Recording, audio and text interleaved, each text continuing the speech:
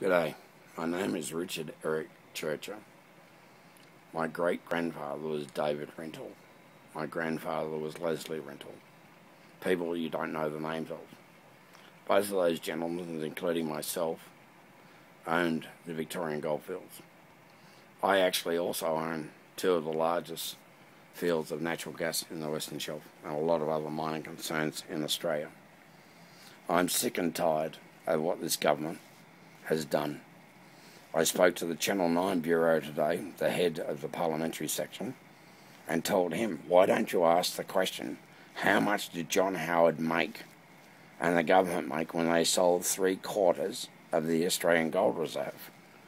Most Australians wouldn't understand what 3/4 of the gold reserve is, but we're talking about every bit of gold that's been taken out of this country since the 1850s. Has gone to the Australian government. When they sold the Australian gold reserve, it changed the price of gold in the world from $357 an ounce down to $217 an ounce. Now, at the end of the day, not one politician, not one media person has ever asked Jackboot Johnny what he actually got for 3/4 of the Australian gold reserve. And nobody gives a damn. At the end of the day, wars are fought over gold. If a country doesn't have the gold to support their monetary cash out there, they've got fucking problems. Every country has got to have assets to be able to print the money that they have out in the public. When the Australian government sold 3/4 of the Australian gold reserve, we no longer had the money to pay, or the collateral to pay, for the money we have out in the Australian community.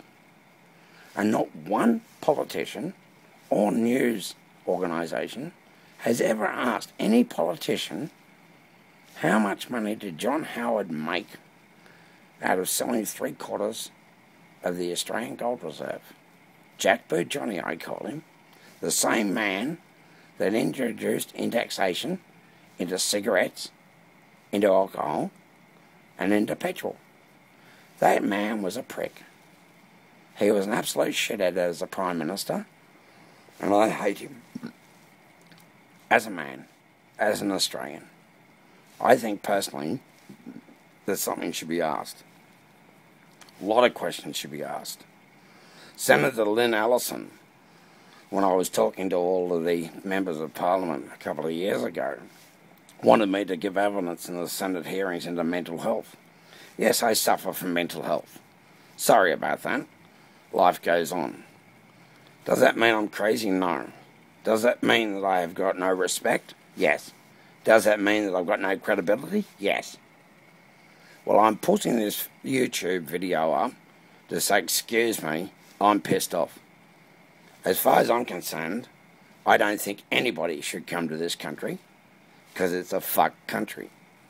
I think the politicians in this country, when they go into politics, they've got to sign the Secrecy Acts of Australia, which cuts them off while they're short and curlies so they can't report on the stuff they got into Parliament to say, this is what I want to find out.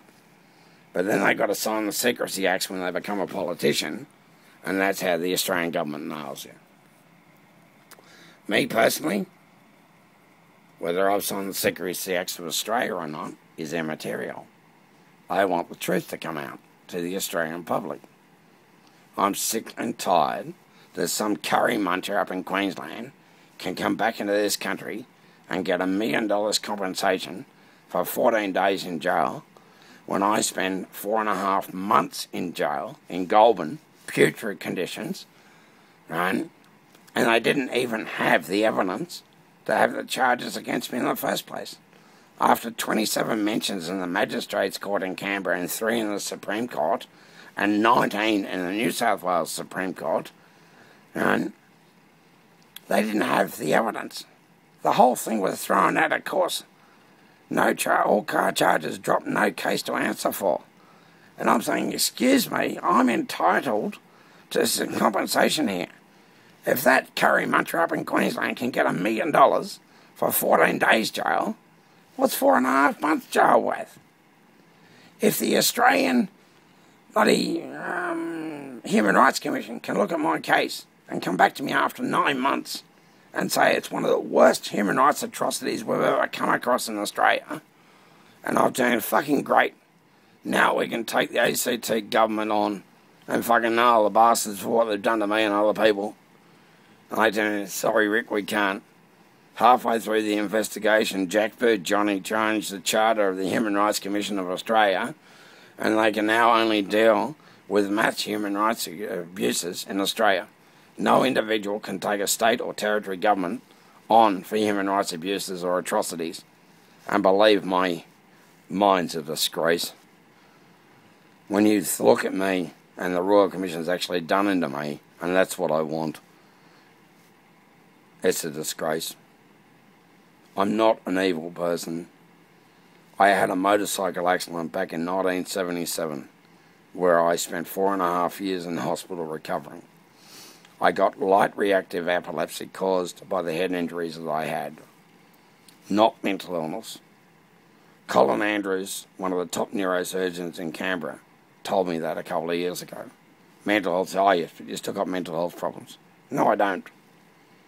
And according to Gillian Goddard's office, when she was in the opposition health minister's portfolio, right, there's about 16,000 other Australians out there who've also got similar problems to me, where they've been wrongfully diagnosed and had their life destroyed by a mental health institution around Australia. When years later they found out, when technology is built up and the testing's got better, they found out what the diseases they suffer from, and then they're fixed. They are also claiming malpractice. But according to Gillian Goddard's office, my situation goes in, there's about 16 people like me around this country. At the end of the day, enough's enough. If this cunt of a country can't turn around and look after its citizens properly, then I don't want to live here any longer. Or I don't want to live any longer. Me personally, I've had a gutful of the crap. Occasionally you get people listening to you, but nothing fucking happens.